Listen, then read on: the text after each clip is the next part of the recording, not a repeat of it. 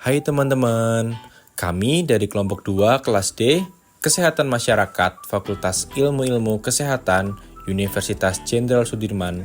Kami akan menayangkan video edukasi mengenai struktur dan fungsi sel. Sebelum masuk ke dalam materi, izinkan kami untuk memperkenalkan diri terlebih dahulu. Yang pertama, Rajif Dika Najah dengan NIM Agir 159. Yang kedua, Raden Muhammad Ageng Fatirabani dengan NIM Agir 160. Yang ketiga, Rifki Naufal Pramudita dengan NIM Agir 161. Yang keempat, Diki Wahyu Putra dengan NIM Agir 171.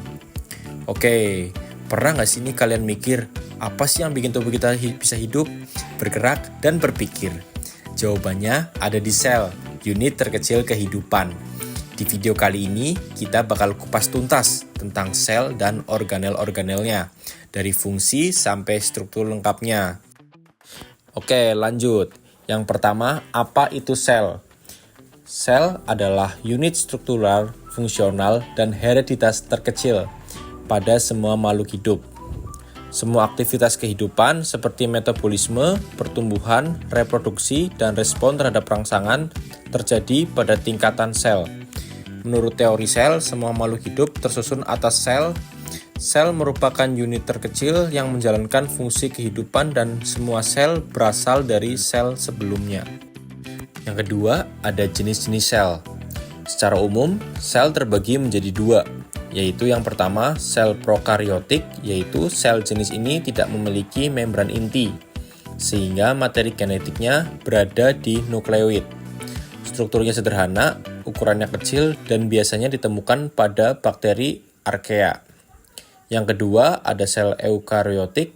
Sel ini memiliki membran inti yang jelas dan organelnya yang lengkap. DNA tersusun dalam kromosom linear dan ukurannya lebih besar. Contohnya pada sel hewan, tumbuhan, jamur, dan protista. Di dalam sel eukaryotik inilah kita menemukan organel-organel penting yang bekerja sama menjalankan fungsi kehidupan.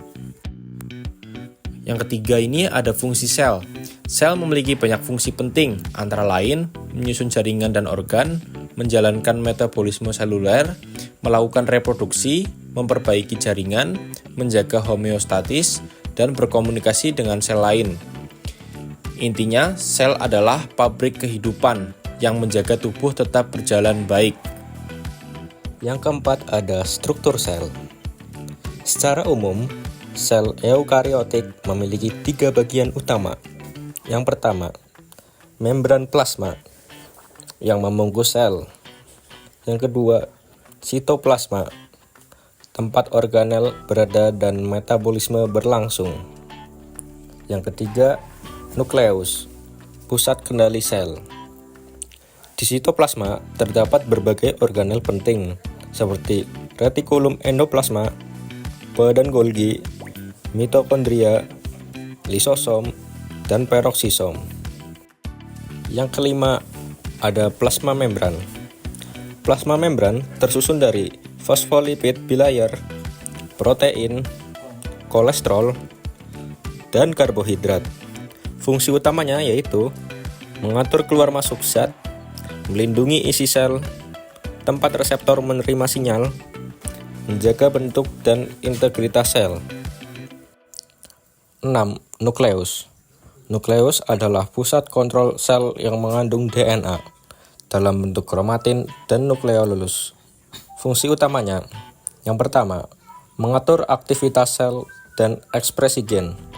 Yang kedua, mengontrol pembelahan sel. Yang ketiga, memproduksi ribosom melalui nukleolus. Yang ketujuh, sitoplasma. Sitoplasma adalah cairan kental yang memenuhi ruangan sel, berisi organel-organel dan berbagai molekul penting. Fungsi utamanya, yang pertama, tempat reaksi metabolisme berlangsung. Yang kedua, media transport bahan antar organel. Yang ketiga, menjaga bentuk sel dan menyiapkan nutrisi. Yang kedelapan, retikulum endoplasma. Retikulum endoplasma terbagi menjadi dua. Yang pertama, area kasar, memiliki ribosom, berfungsi untuk sintesis dan modifikasi protein awal. Kemudian yang kedua, RE halus, tidak memiliki ribosom, berfungsi sintesis lipid, detoksifikasi racun, penyiapan kalsium, dan metabolisme karbohidrat. Yang kesembilan, badan Golgi. Badan Golgi adalah tumpukan kantong pipih yang berfungsi mendeteksi, menyortir, dan mengemas protein atau lipid dari RE, membentuk limosom, mengirim vesikel ke tujuan akhir baik di dalam maupun luar sel. Yang ke-10, lisosom. Lisosom adalah organel berisi enzim hidrolitik. Fungsi utamanya menguraikan partikel makanan dan organel rusak, melawan patogen, mengeluarkan sisa metabolisme melalui eksositosis. Yang ke-11, peroksisom. Peroksisom adalah organel kecil berisi enzim oksidatif.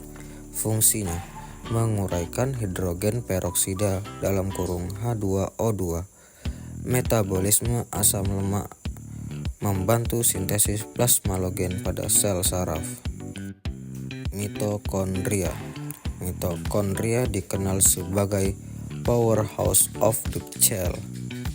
Fungsinya menghasilkan ATP melalui respirasi seluler, mengatur metabolisme dan produksi panas, terlibat dalam apoptosis, memiliki DNA sendiri, dan dapat bereplikasi. Yang terakhir ada kesimpulan.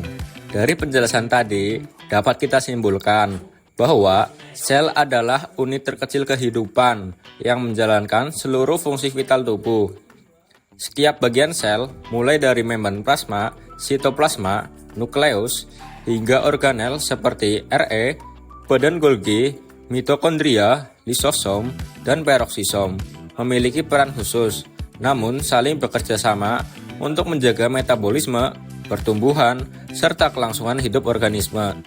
Memahami struktur dan fungsi sel membantu kita mengenali bagaimana tubuh bekerja hingga ke level paling dasar. Gimana guys? Seru kan? Jadi sel itu tuh bener-bener mini universe. Dan juga tiap organelnya punya peran yang spesifik, tapi saling kerjasama. Semoga kalian makin ngerti dasar kehidupan dari tingkat seluler ini. Mungkin cukup. Terima kasih.